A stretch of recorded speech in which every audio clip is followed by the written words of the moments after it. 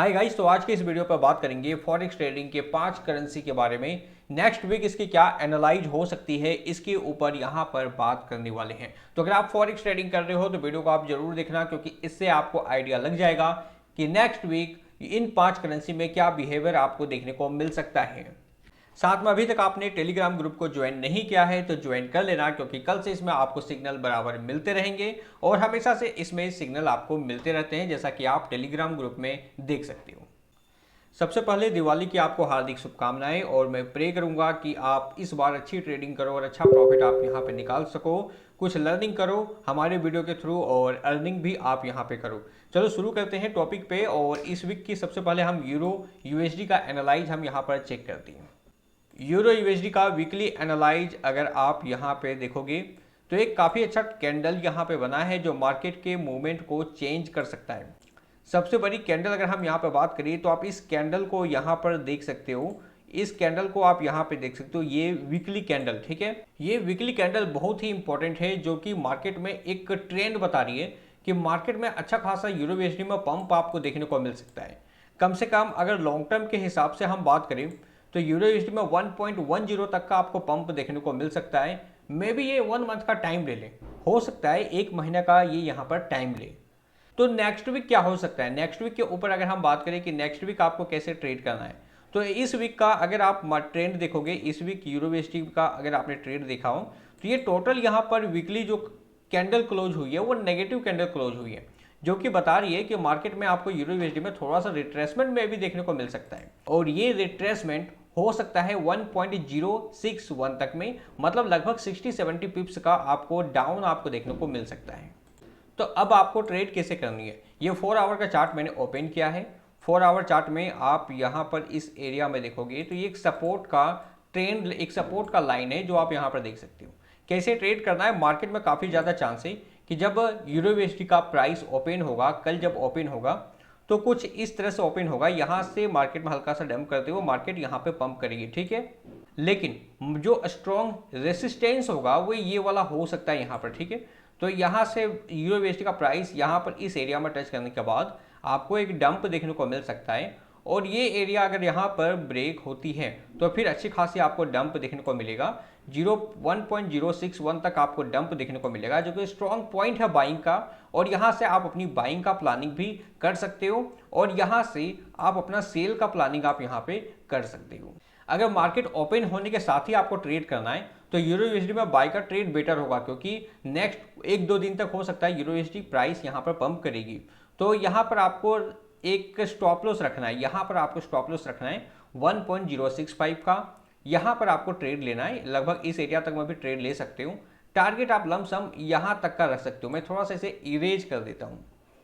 तो टारगेट आपको यहाँ तक रखना है, स्टॉप लॉस आपको यहाँ तक रखनी है, और इस एरिया तक में आप बाई कर सकते हो।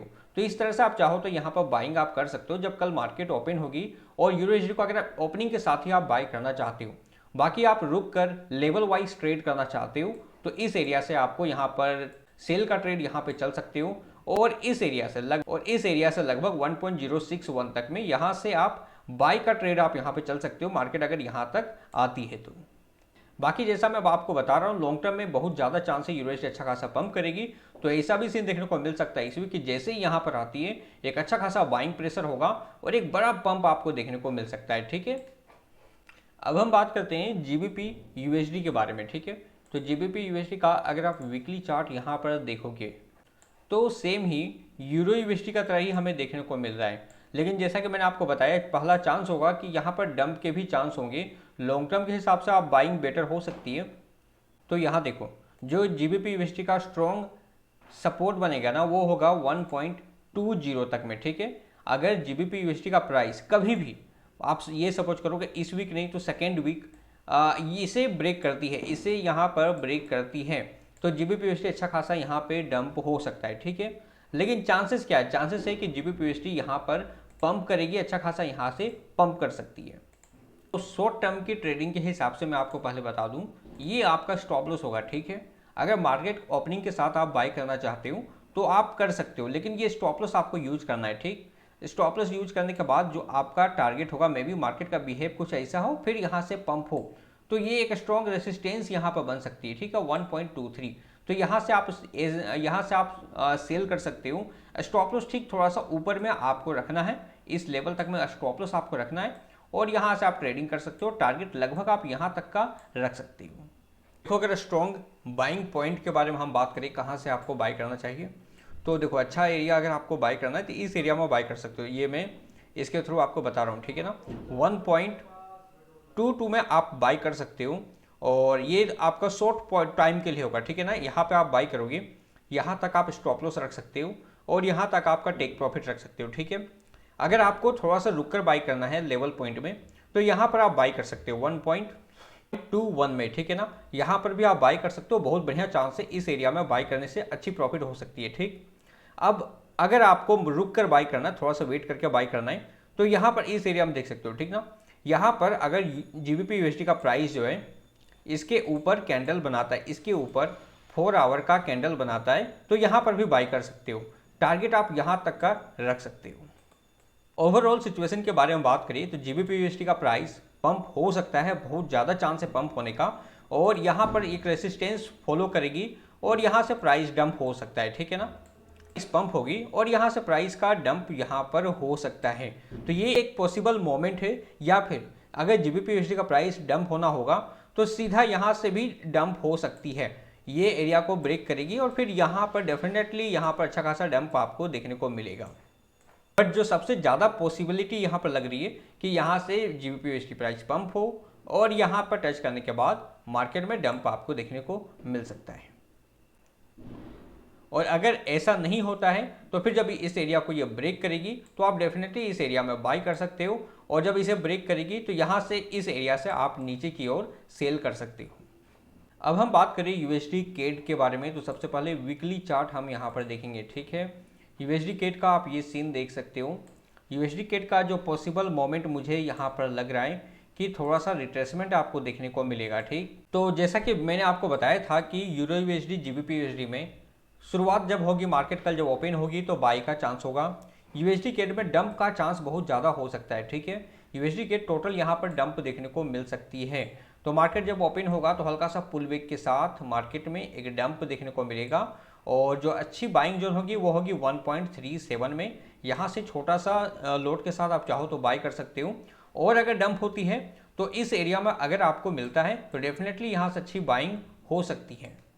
ट्रेंड के बारे में बात करें कि USD CAD अप जाएगी कि नहीं, तो USD CAD को अप जाने के लिए इसके ऊपर कैंडल बनाना जरूरी है, इस एरिया के ऊपर में 1.385 में, ठीक है। यहाँ कैंडल बना भी देती है तो ये एक स्ट्रॉन्ग रेसिस्टेंस बन जाएगा यहाँ पर। तो ये जब तक इसे यहाँ पर ब्रेक नहीं करेगी इस एरिया को, जो कि बनती है 1.3889 का, ठीक है, यहाँ पर ब्रेक करती है, इसके ऊपर कैंडल बनाती है, तो फिर एक अप ट्रेंड में USD CAD भी जा सकता है। मेरी एनालाइज सबसे ज़्यादा ये यहाँ पर देख रही है कि USD CAD यहाँ पर डंप कर सकता है, और ऑलमोस्ट चांसेस है कि यहाँ तक USD CAD मार्केट जब ओपन होगा तो डंप करेगी इस एरिया तक, और अगर इसे ब्रेक करती है, इस एरिया को ब्रेक करती है, तो बहुत ज़्यादा चांस होगा कि इस एरिया में आपको देखने को मिले 1.368 में अच्छी बाइंग जोन है, यहाँ से आप बाय कर सकती हो। ये आपको बाय करना है, USD CAD को बाय में चलना है, तो कुछ लेवल जैसा कि मैंने आपको बताया अंदर ये लेवल में आप बाई कर सकते हो, इस लेवल में आप बाई कर सकते हो, या फिर अगर इसके ऊपर कैंडल बनती है, इसके ऊपर बन जाती है 4 आवर के चार्ट में, तो फिर आप अप ट्रेंड समझ सकते हो, और अच्छी खासी आपको USD CAD में अप ट्रेंड भी देखने को मिल सकता है। तो अब हम बात करते हैं USD JPY के बारे में। USD JPY देखोगे तो एक स्ट्रॉन्ग बाइंग जोन में है, और ऐसा कई बार होता है कि जब वॉर की सिचुएशन हो तो USD JPY यूरो JPY काफ़ी ज़्यादा पंप करती है, ठीक है। अभी अगर वीकली में देखोगे तो USD JPY एक अप ट्रेंड पे ही हमें देखने को मिल रहा है, लेकिन एक स्ट्रॉन्ग रेसिस्टेंस है जो आप यहाँ पर देख सकते हो, इस एरिया में एक स्ट्रॉन्ग रेसिस्टेंस है। यहाँ पर देखो, यहाँ से USD JPY ने काफ़ी तगड़ा डंप किया है और बहुत बड़ी डंप हुई है, तो ये भी एक चांस है कि USD JPY इस एरिया को जब तक ब्रेक नहीं करती ना, तब तक आप बाई का बिल्कुल मत सोचना, क्योंकि यहाँ से ये भी चांस है कि USD JPY में आपको डंप भी देखने को मिल सकता है। तो अभी ट्रेड कैसे करना है, अभी अगर इस एरिया पे 4 आवर कैंडल पे कोई नेगेटिव कैंडल बनती है तो वहाँ से आप एक सेल का आप यहाँ पर ट्रेड चल सकते हो, सेल का। अगर यहाँ पर इस एरिया में 4 आवर का कोई नेगेटिव कैंडल बनता है तो सेल का ट्रेंड चल सकते हो, और अगर इसके ऊपर कैंडल बनना शुरू होती है इसके ऊपर, तो यूएसडी जेपीवाई एक और बड़ा पंप आपको देखने को मिल सकता है, एक बहुत बड़ी पंप आपको देखने को मिल सकती है। मार्केट की सिचुएशन आप देखोगे और यूएसडी जेपीवाई जिस तरह से पंप कर रही है, तो ये भी चांस बनता है यहाँ पर कि यूएसडी जेपीवाई हैवी पॉजिटिव हो और यहाँ से सीधा इसे चीरते हुए और आगे निकल जाए। तो यूएसडी जेपीवाई में डाउन का ट्रेड कम लेना है और बाई का जो ट्रेड होता है वो आप ज़्यादा ले सकते हो, मतलब अपने हिसाब से आप ले सकते हो। यही करना है यूएसडी जेपीवाई में कि जैसे इसके ऊपर कैंडल बनती है तो बाई चलो और इसके नीचे कैंडल बनती है तो सेल चलो, लेकिन स्टॉप लॉस के साथ आप ट्रेड करना यूएसडी जेपीवाई में, क्योंकि बाई मुझे ज़्यादा दिख रही है। हो सकता है यूएसडी जेपीवाई और ज़्यादा इस वीक पंप करे। हम बात करते हैं गोल्ड के बारे में। तो गोल्ड का वीकली कैंडल आप देखोगे तो एकदम डाउन पे दिख रही है, ठीक है। मार्केट पूरी तरह से डंप हमें देखने को मिल रहा है गोल्ड में। तो गोल्ड में किस तरह से ट्रेड करना है वो हम समझ लेते हैं। गोल्ड का एक सपोर्ट है 1938 का, ठीक है, ये एक स्ट्रॉन्ग सपोर्ट है।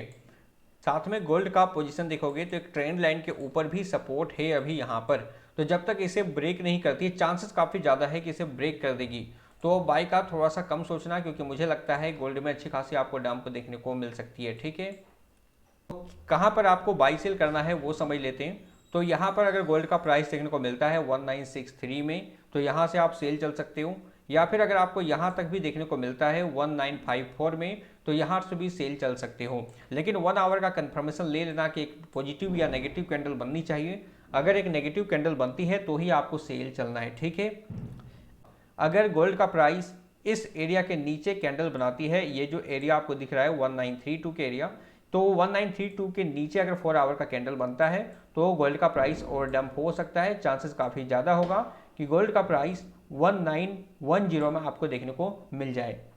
आपको बाय करना है गोल्ड तो 1910 में आप बाय कर सकते हो, या फिर इस एरिया में बाय कर सकते हो 1880 में। स्ट्रॉन्ग सब बाइंग एरिया है, तो यहाँ पर अगर गोल्ड का प्राइस देखने को मिलता है तो यहाँ पर आप बाय कर सकते हो।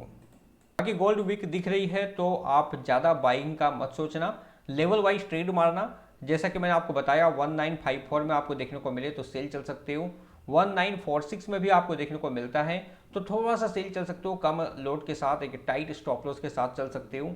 अगर 1932 को ब्रेक करती है, इसके ऊपर इसके नीचे अगर ट्रेड होती है तो डेफिनेटली यहाँ से सेल बनता है, अच्छी खासी सेल आपको देखने को मिल सकती है, 1910 तक का आपको देखने को मिल सकता है। तो इसके करेक्ट सिग्नल के लिए आप हमारे टेलीग्राम ग्रुप को ज्वाइन कर लेना, जहाँ पे सारे अपडेट आपको मिलते रहेंगे। तो मिलते दोस्तों नेक्स्ट वीडियो में एक नई इन्फॉर्मेशन के साथ, तब तक गुड बाय, जय हिंद।